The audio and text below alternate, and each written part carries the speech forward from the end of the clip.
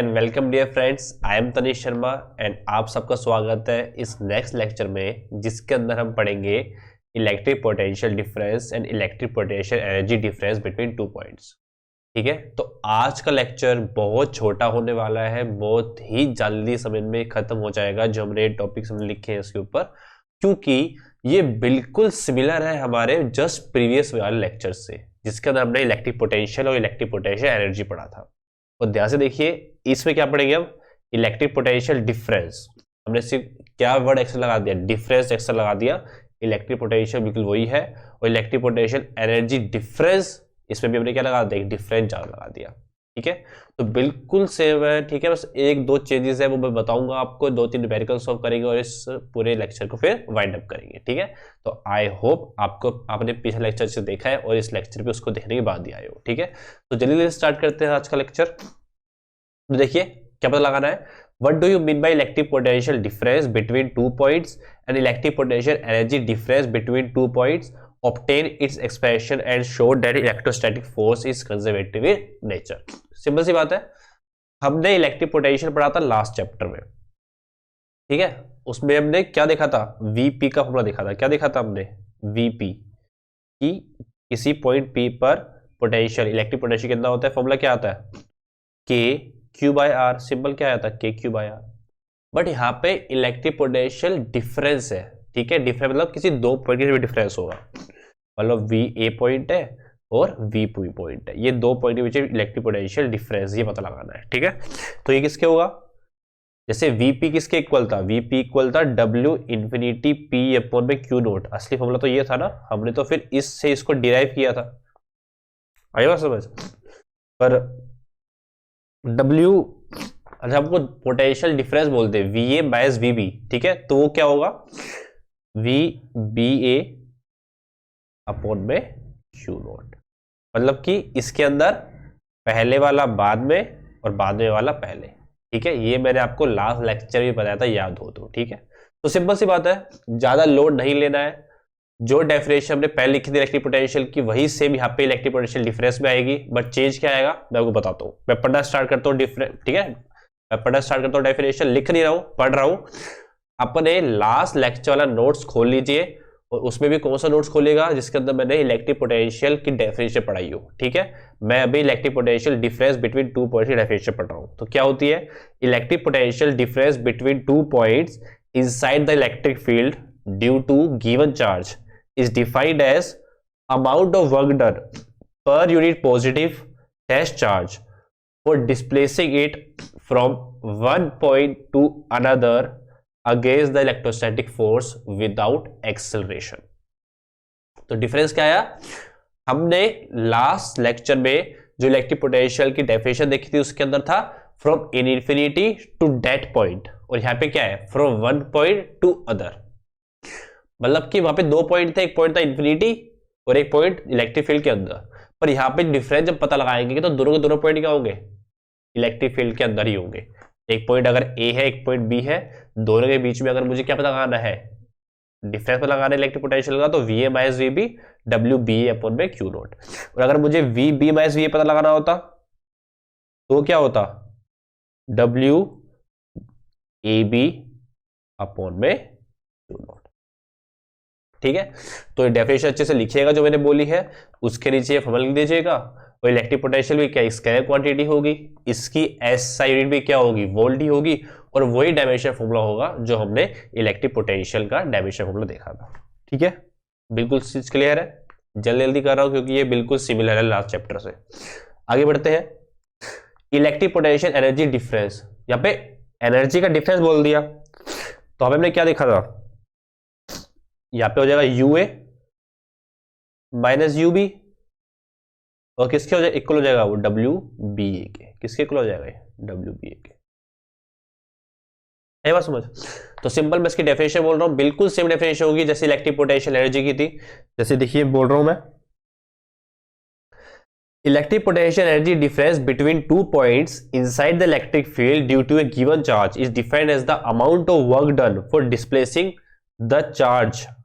कौन सा charge? Displacing the test charge. यहाँ पे यूनिट पॉजिटिव नहीं आएगा, सिंपल चार्ज आएगा। ठीक है, from one point to other against the electrostatic force without acceleration. ठीक है, तो यहाँ पे डिफरेंस क्या है, यहाँ पे भी सेम डिफरेंस आया, from one point to other बोल दिया, यहाँ पे 2 पॉइंट बोल दिए, एक पॉइंट ए एक पॉइंट बी, डिफरेंस क्या होगा, डब्ल्यू बी है। ये भी क्या है, एक स्केलर क्वांटिटी है जिसकी यूनिट क्या होगी, जूल होगी, और इसका डायमेंशन फॉर्मूला भी क्या होगा, M L square T minus two, क्योंकि जो वर्क डन का होता है वही उसका होगा। आया बात समझ? तो बिल्कुल सेम चीज है, ज्यादा कंफ्यूज होने की जरूरत नहीं है। अभी हम क्वेश्चन करेंगे ना तो आपको सबका यूज समझ आ जाएगा।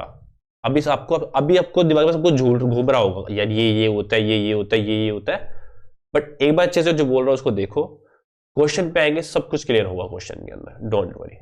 ठीक है, एक्सप्रेशन पे चल लेते हैं, जल्दी एक्सप्रेशन देख लेते हैं, बिल्कुल सेम डेरिवेशन बिल्कुल सेम होगी। तो देखिए एक्सप्रेशन फॉर, थोड़ा पेशेंस रखिए, सब कुछ समझ में आएगा। Expression for electric potential energy difference, ठीक है, पर लिखना इलेक्ट्रिक पोटेंशियल एनर्जी डिफरेंस, ठीक है, बिटवीन 2 पॉइंट्स, बिटवीन 2 पॉइंट्स, इसका मैं क्या निकाल रहा हूं, अब एक्सप्रेशन निकाल रहा हूं, डेरिवेशन कर रहा हूं। तो देखिएगा ध्यान से, इसके अंदर हमने क्या किया, एक चार्ज लिया, ओ पॉइंट पे रखा है क्यू, एक पॉइंट में ले लिया ए, एक पॉइंट ले लिया मैंने बी, ए का डिस्टेंस क्यू ए से मैंने आर ए ले लिया, ठीक है, और इसका मैंने डिस्टेंस कितना ले लिया, आर बी ले लिया, ये हो गया R B, R A R B, ठीक है। यहाँ पे ये मान लीजिए यहाँ पे इलेक्ट्रिक फील्ड है, मैं किसी भी चार्ज क्यू नोट को बी से लेकर ए की तरफ आ रहा हूं, तो कई बीच में पॉइंट आएगा, ठीक है, जो पॉइंट कितना डिस्टेंस में ले लिया, एक्स डिस्टेंस की दूरी पर ले लिया, उसको मैंने डी एक्स डिस्प्लेस करूंगा, ये डिस्टेंस क्या हो जाएगा, डी एक्स हो जाएगा। ठीक है, तो सेम जो स्मॉल वर्क डन होगा, स्मॉल वर्क डन क्या होगा, स्मॉल वर्क डन होगा माइनस के क्यू क्यू नोट अपॉन में एक्स स्क्वायर डी एक्स। अगर मुझे टोटल निकालना है तो मुझे इंटीग्रेशन करना पड़ेगा, वहां पे इंटीग्रेशन मैंने किया था इन्फिनिटी से लेकर पी तक का, यहाँ पे इंटीग्रेशन कहां से करूंगा मैं, बी से लेकर ए तक का, बी से लेकर ए तक का। तो बी पे है डिस्टेंस आर बी और ए पे है आर ए, तो यहाँ पे हो जाएगा W total work done minus के क्यू क्यू नोट, इंटीग्रेशन के बाद क्या आ जाएगा, माइनस 1/x, जिसने हम लास्ट लेक्चर देखा तो सब कुछ क्लियर होगा जो मैं कर रहा हूँ यहाँ पे, आर बी आर ए के q Q note minus minus plus हो जाएगा, यहाँ पे क्या आ जाएगा 1/RA माइनस 1/RB। ये वर्कडन क्या है, वर्कडन है यहाँ पे बी से ये ला रहा हूँ ना, तो देखिए बी से ए का वर्कडन क्या आ गया, के क्यू क्यू नोट अपन में R A minus R B, जो सिंपल क्या है, ठीक है, तो यहाँ पे हो जाएगा डब्ल्यू बी ए, जो as a electrostatic potential energy store हो जाएगा, डब्ल्यू ए, ठीक है, एक मिनट,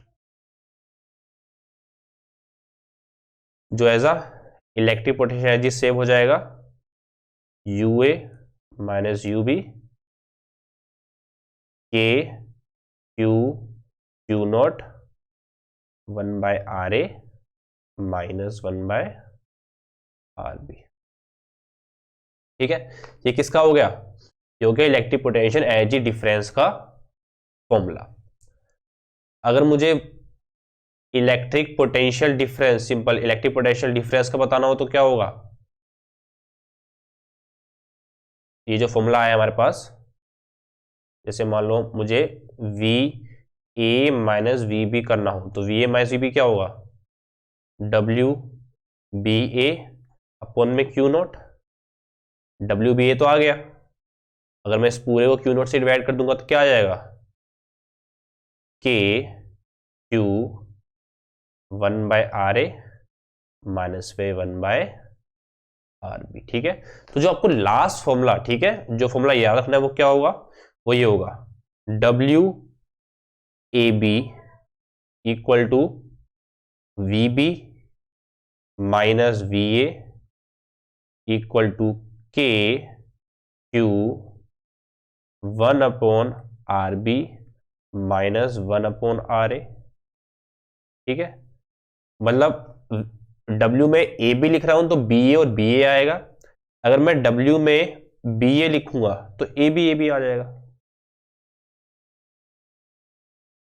ठीक है, ये जो फॉर्मूला लिख रहा हूं मैं, ये ही मेन है, ये जो लास्ट में जो लिख रहा हूं, ठीक है, यही एक फॉर्मूला सब सारे के सारे न्यूमेरिकल्स को सॉल्व कर देगा। ठीक है, क्योंकि ये मैं क्यों पढ़ाया बाकी सारा, क्योंकि तो आपको नॉलेज चाहिए थी, हर एक बेस तो आपको बनाना था, पर लास्ट में जो आपको याद करना है वो ये दोनों फॉर्मूले अच्छे से याद करने हैं। इन दोनों फॉर्मूले पर ही हम बाकी के जो न्यूमेरिकल होंगे इस टॉपिक से वो सॉल्व कर लेंगे।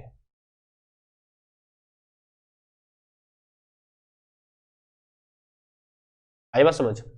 अब क्वेश्चन पे आते हैं, जल्दी क्वेश्चन पे करते हैं। ठीक है, क्वेश्चन पे आते हैं। अब देखिए क्वेश्चन, देखिए क्या लिखा है। A charge of 8 milli coulomb is located at origin. ठीक है, ओरिजिन पे ओ पॉइंट पर एक 8 मिली कूलम का चार्ज है। ठीक है, मतलब ये क्यू दे रखा है आपको, सोर्स चार्ज 8 इंटू 10⁻³ कूलम का। Calculate the work done in taking a small charge this from a point this. ठीक है, इस चार्ज को लेके आ रहे हैं हम। ठीक है, क्यू नोट चार्ज, जिस चार्ज को लेके आते हैं उसको हम क्यू नोट से दिखाते हैं। वो क्या है आपका, -2 इंटू 10⁻⁹ कूलम। इस चार्ज को लेके आ रहे हैं। अच्छा एक बात और, हाँ देखिए, हमको इसमें ये प्रूफ करना था। ऑब्टेन एक्सप्रेशन हमने कर दिया, एक्सप्रेशन ऑब्टेन कर दिया, फिर प्रूफ करना show that the electrostatic force is conservative in nature. ठीक है, इलेक्ट्रोस्टैटिक फोर्स क्या होती है, कंजर्वेटिव होती है नेचर के। अब हमने क्लास 11 में पढ़ा है कि फोर्स दो तरह की होती है, तो ये फोर्स या तो कंजर्वेटिव होगी या तो नॉन कंजर्वेटिव होगी। तो यहाँ पे देखिए, हमें इलेक्ट्रिक पोटेंशियल एनर्जी डिफरेंस पता लगाया ना, मतलब कि अगर मुझे बी पॉइंट से ए पॉइंट पर एक चार्ज को लेके आ रहा हूं तो वर्क डन किसके इक्वल होगा, के क्यू नॉट अपॉन में 1/r - 1/rb। या तो मैं चार्ज ऐसे ले आऊं, या चार्ज ऐसे ले आऊं, या चार्ज ऐसे ले आऊं, या चार्ज ऐसे ले आऊं, या चार्ज सीधी लाइन पे ले आऊं। सिंपल, कुछ भी करूं मैं, किसी भी पाथ से लेके आऊं, वर्क डन हमेशा क्या आएगा, आर ए और आर बी पे डिपेंड करेगा और किसी पे डिपेंड नहीं करेगा। इसका मतलब यह है कि इस फोर्स का जो वर्क डन होगा ना, ये पाथ पे डिपेंड नहीं कर रहा है, इस पे डिपेंड कर रहा है, ये इनिशियल पॉइंट और फाइनल पॉइंट पे। और ऐसी फोर्स जिसका वर्क डन इनिशियल और फाइनल पॉइंट पे ही डिपेंड करे, बाकी पाथ पे डिपेंड ना करे, उसे ही बोलते हैं हम कंजर्वेटिव फोर्स। ठीक है, तो यहां पे जो फोर्स यूज हो रही है कौन सी फोर्स है, इलेक्ट्रोस्टैटिक फोर्स है ना, तो has proved that electrostatic force is a conservative force. इसको इंग्लिश में कैसे लिखोगे कि from this formula we can conclude that the electrostatic work done is only depends on the initial point and final point and not depends on the path. Therefore, electrostatic force is a conservative in nature. Is conservative in nature. Is conservative in nature. Okay. Like back to question. ये हो गया, Q note पता लग गया। From a point this to a point this via point this.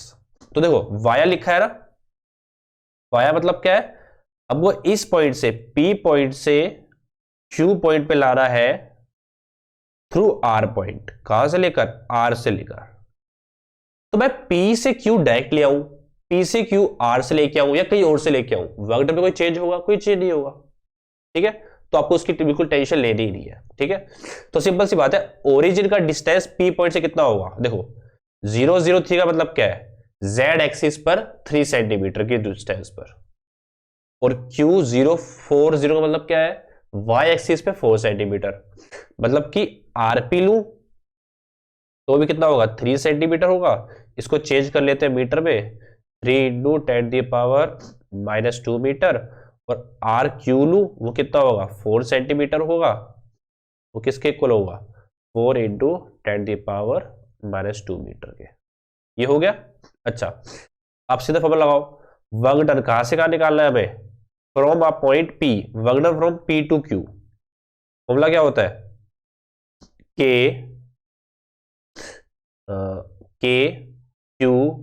Q not 1/RQ -1/RA, ये formula होता है ना। सिंपल वैल्यू डालो, अपना आंसर निकालो। तो देखो वैल्यू डालते हैं, क्या कर लेते हैं, तो work done P to Q, K क्या है 9 इंटू 10⁻9, क्यू नोट डालो, 8 इंटू -2 इंटू में ये मल्टीप्लाई करेंगे, 10 की पावर क्या हो जाएगा, -12 हो जाएगा, 1/r³ कितना आ जाएगा, 1/4 -1/3 और माइनस में 1/10 का स्क्वायर, 10 -2 क्या हो जाएगा, कॉमन आ जाएगा। मल्टीप्लाई करते हैं, 9 8 से क्या आएगा 72, मल्टीप्लाई में क्या आएगा -2, मल्टीप्लाई में 10 की पावर कितना आ जाएगा 9 और -12 कितना हो जाएगा -3, ये ऊपर आएगा, +2 इंटू में ये भी है तो नीचे आ जाएगा 12 -1। ठीक है, देखते हैं। अच्छा ये कितना हो जाएगा 12। ठीक है, अगर मैं इसको सिंपल 12 6 पे जाएगा ना, 6 पे 12 6 ये हो जाएगा, और 6 यहाँ पे क्या आ जाएगा -12, माइनस का प्लस हो जाएगा, 10 की पावर कितना हो जाएगा -1, तो यहाँ पे क्या आ जाएगा 1.2, और वर्कडन निकाला तो किस में आ जाएगा, जूल के अंदर आ जाएगा। आई बात समझ, तो यहाँ पे कितना आ गया ये 1.2 जूल। ठीक है, तो हमने यहाँ पे ये वर्कडन निकाल दिया, ये 1.2 जूल बिल्कुल सही आंसर है हमारा। ठीक है, आगे बढ़ते हैं, चलो क्वेश्चन करते हैं। If 100 joule work done must be done to move electric charge equal to 4 coulomb from a point। तो देखिए वर्क डन दे रखा है हमें 100 जूल लगता है किसी भी 4 कूलम चार्ज को डिस्प्लेस करने के लिए। ठीक है, मूव करना ना, तो क्यू नोट हमारा क्या है 4 कूलम है। देखो 4 कूलम क्यू है या क्यू नोट है ये ध्यान रखिए, तो जिसको मूव करना होगा ना, लिखा है मूव करना है तो क्यू नोट होगा वो। ठीक है, तो 4 कूलम को मूव करना है इसलिए मैंने क्यू नोट लिखा है। एक प्लेस पे मूव करना है जहां पोटेंशियल है -10 वोल्ट, तो मान लीजिए मैं ए से बी मूव कर रहा हूं, तो आपको V@A दे रखा है। ठीक है, V@A दे रखा है -10 वोल्ट, और V@B दे रखा है अनदर पॉइंट पे करना है पोटेंशियल V दे रखा है आपको। ठीक है, ये V यूनिट नहीं है। ठीक है, ये V आपको क्वेश्चन में वेरिएबल दे रखा है, ये यूनिट है 10 वोल्ट। ठीक है, ये यूनिट है, ये मैं बोल देता हूँ पूरा डिफरेंस करने के लिए। तो आपको WA भी दे रखा है और आपको V भी पता लगाना है। तो आपको पता है WAB किसके इक्वल होता है, WAB किसके इक्वल WAB होता है Q note VB minus VA के। अब ये है 100, Q नोट है आपका 4, VB है आपका V, और ये माइनस माइनस क्या हो जाएगा प्लस हो जाएगा 10, तो यहाँ पे आप पता लगा लो, ये हो जाएगा आपका 25, तो V कितना आ जाएगा, V आएगा आपका 15 वोल्ट। कितना आ जाएगा 15 वोल्ट, ये आपको 15 वोल्ट सही आंसर है। ठीक है, तो आई होप को समझ आया होगा। वही फॉर्मूले पे सारे के सारे क्वेश्चन हो जाएंगे। ठीक है, बाकी तो मैं सारी चीज पढ़े आपको थियोरेटिकल पॉइंट ऑफ व्यू से आपको आनी भी चाहिए। क्वेश्चन में क्या पता डेफिनेशन आ जाए या कुछ पूछ ले, वो सब पता होना चाहिए। देखो यहाँ पे क्या लिखा है, क्या potential at a point 9 centimetre distance due to charge this. तो पोटेंशियल बता रहा है किसी चार्ज की वजह से डिस्टेंस पे, तो सिंपल है, V का फॉर्मूला पता है हमें, V का फॉर्मूला क्या होता है KQ/R, क्या होता है KQ/R। तो 9 इंटू 10⁻9, Q का फॉर्मूला, Q क्या है हमारा 4 इंटू 10⁻7, और R क्या है हमारा 9 इंटू 10⁻2। यहाँ से ये क्या, यहाँ पे आपका आ गया 4 इंटू 10⁻4 वोल्ट। बिल्कुल सही आंसर है। देखिए पी करते हैं, determine the work done in bringing a charge this. ठीक है, इस चार्ज को लेके आ रहे हैं ना, तो ये क्यू नोट है। ठीक है, क्यू नोट है 2 इंटू 10⁻⁻9 कूलम, इंफिनिटी से लेके आ रहे हैं। ठीक है, इसी पॉइंट पर मान लीजिए ए पॉइंट पर लेके आ रहा हूँ, इंफिनिटी से ए पॉइंट पर लेके आ रहा हूँ, तो वर्क डन बताना है। क्या लगा रहे हैं, वर्क डन इन्फिनिटी से ए, इन्फिनिटी से ए वर्क डन क्या होगा Q note V@A minus V@ infinity. ठीक है, V@ इंफिनिटी 0 होता है, तो V@A क्या होगा KQ/R। ठीक है, डेड पॉइंट का मतलब क्या है, इस पीछे वाले पॉइंट पे, ये वाला पॉइंट यहाँ पे, इस पे जो पोटेंशियल था, तो मान लीजिए ये वी एट पी है, वी एट ए है, ठीक है, इसको मैं निकाल लिया था, तो क्यू नॉट इंटू में क्या हो जाएगा, 4 इंटू 10⁴, क्यू नॉट कितना है हमारा, 2 इंटू 10⁻⁹ इंटू में 4 इंटू 10⁴, तो कितना हो जाएगा ये, 4 2 जा 8 इंटू 10⁻⁻5, और हमने वर्क डन निकाला तो वो आएगा जूल के अंदर, ठीक है। तो यहाँ पे वोल्ट नहीं आएगा, यहाँ क्या आएगा, ये जूल आएगा, ये वर्क डन है, ठीक है, बिल्कुल सही आंसर है हमारा। Does this work depend upon the path along which it is broad, नहीं, वो डिपेंड पे पाथ, वो पाथ पे डिपेंड नहीं करेगा, वो इंडिपेंडेंट ऑफ पाथ होगा, क्योंकि इलेक्ट्रोस्टैटिक फोर्स क्या होती है, एक कंजर्वेटिव फोर्स होती है, ठीक है। रीजन ही पूछे तो रीजन ही होगा इसका, ठीक है। तो थैंक्स फॉर वॉचिंग, आपने पूरा लेक्चर देखा तो ठीक है। तो हमने, अब देखो सिंपल सी बात है, मैं आपको ये चीज दिखा देता हूं, यहाँ पे फोर्स का फॉर्मूला क्या था, K Q1 Q2 by R square. Electric field का फॉर्मूला क्या था, के क्यू अपॉन में R square. Electrostatic potential formula क्या है, के क्यू बाय आर, और इलेक्ट्रोस्टैटिक पोटेंशियल है जी यू का फॉर्मूला क्या है, के Q1 Q2 अपॉन में आर। अब तक हमने मेजर ये चीजें पढ़ी है, आई बात समझ। ये दोनों किसके अंदर आती हैं, ये दोनों वेक्टर क्वांटिटी होती है, क्या है ये वेक्टर क्वांटिटी, और ये दोनों क्या है, स्केलर क्वांटिटी। ये जब हम पता लगाएंगे तो इसके अंदर हम क्यू का साइन नहीं लेंगे, और ये पता लगाएंगे तो क्यू का साइन लेंगे, ठीक है। तो ये इसका पूरा सार है, सारे के सारे फॉर्मूले जैसे लगते हैं, जैसे कंफ्यूजन होती है, तो मैंने एक पेज पे लिख दिया आपको, ठीक है। आगे के लेक्चर्स में और अच्छे से इस चीज को क्लियर करेंगे, ठीक है। तो बाकी आप सबका बहुत शुक्रिया, आपने मुझे इतना टाइम दिया, ठीक है। ये लेक्चर छोटा सा था, जल्दी खत्म भी हो गया, एंड हम जल्दी मिलते हैं नेक्स्ट लेक्चर में। तो ये जो पढ़ाया आपको अच्छे से उसमें पढ़ के आइएगा, ठीक है, बाय।